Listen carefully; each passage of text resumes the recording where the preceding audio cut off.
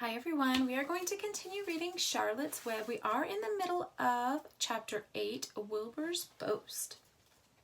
That's wonderful, said Wilbur. How is the plan coming, Charlotte? Have you gotten very far with it? Is it coming along pretty well? Wilbur was trembling again, but Charlotte was cool and collected. Oh, it's coming all right, she said lightly. The plan is still in its early stages and hasn't completely shaped up yet, but I'm working on it. When do you work on it? Begged Wilbur. When I'm hanging head down at the top of my web, that's when I do all my thinking, because then all the blood is in my head. I'd be only too glad to help in any way that I can. Oh, I'll work it out alone, said Charlotte. I can think better if I think alone. All right, said Wilbur, but don't fail me. Don't fail to let me know if there's anything I can do to help, no matter how slight.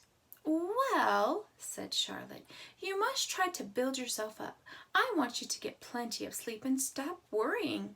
Never hurry and never worry. Chew your food thoroughly and eat every bit of it, except you must leave enough for Templeton. Gain weight and stay well. That's the way you can help. Keep fit and don't lose your nerve. Do you think you understand?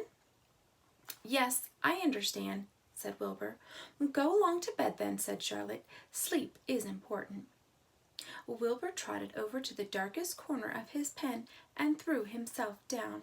He closed his eyes, and in another minute he spoke. Charlotte, he said. Yes, Wilbur. May I go out to my trough and see if I left any of my supper? I think I left just a tiny bit of mashed potato. Very well, said Charlotte, but I want you in bed without any delay. Wilbur started to race out to his yard. Slowly, slowly, said Charlotte. Never hurry and never worry. Wilbur checked himself and crept slowly to his trough. He found a bit of potato, he chewed it carefully and swallowed it. And he walked back to bed.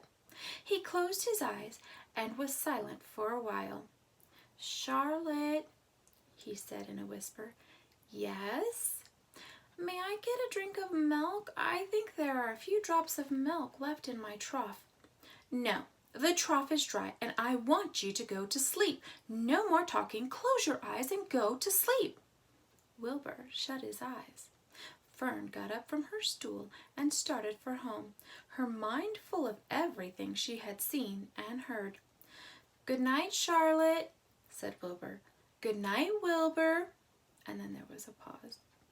Good night, Charlotte. Good night, Wilbur. Good night. Good night.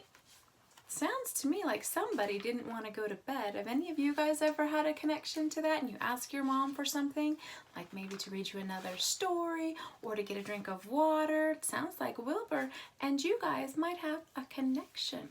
All right, that was the end of chapter 9. We're moving on. We're on to chapter 10, and it's called An Explosion. Let's get started. Day after day, the spider waited head down for an idea to come to her. Hour by hour, she sat motionless, deep in thought. Having promised Wilbur that she would save his life, she was determined to keep her promise.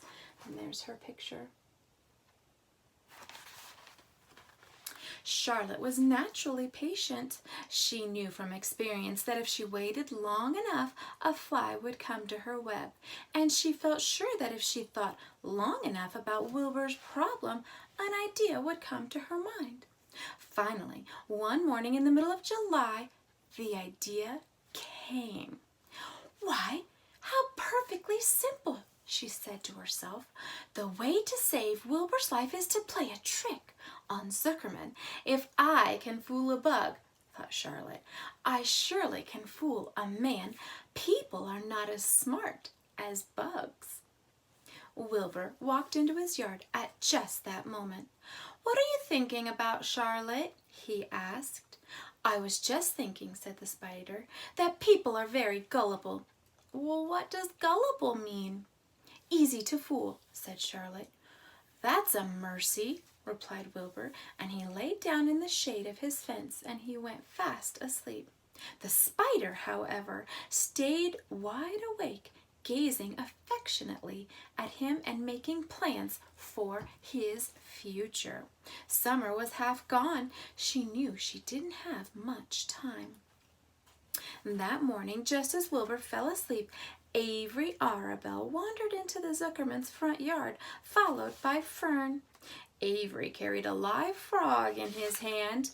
Fern had a crown of daisies in her hair. The children ran for the kitchen.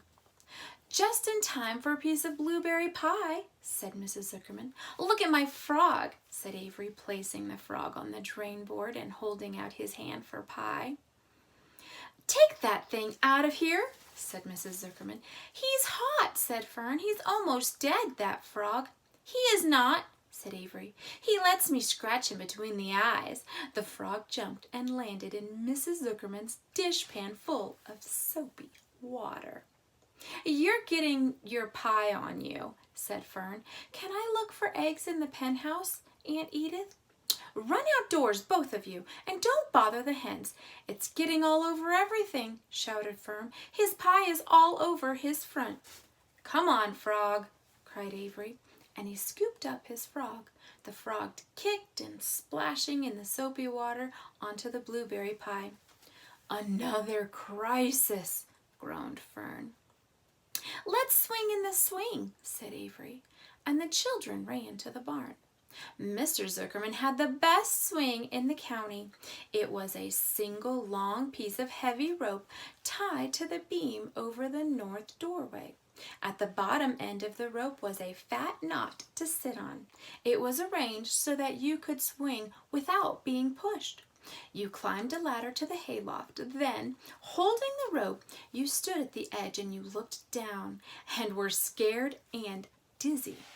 Then you straddled the knot so that it acted as a seat. When you got all your nerve, you took a deep breath and jumped. And for a second you seemed to be falling to the barn floor far below. But then suddenly the rope would begin to catch you, and you would sail through the barn door going a mile a minute, with the wind whistling in your eyes and ears and hair. Then you would zoom upward onto the sky and look up at the clouds, and the rope would twist, and you would twist and turn with the rope. Then you would drop, drop, drop, drop down out of the sky and come sailing back into the barn, almost into the hayloft. Then sail out again, not quite so far this time. Then in again, not quite so high. Then out again, then in, then out, then in. And then you jump off and fall down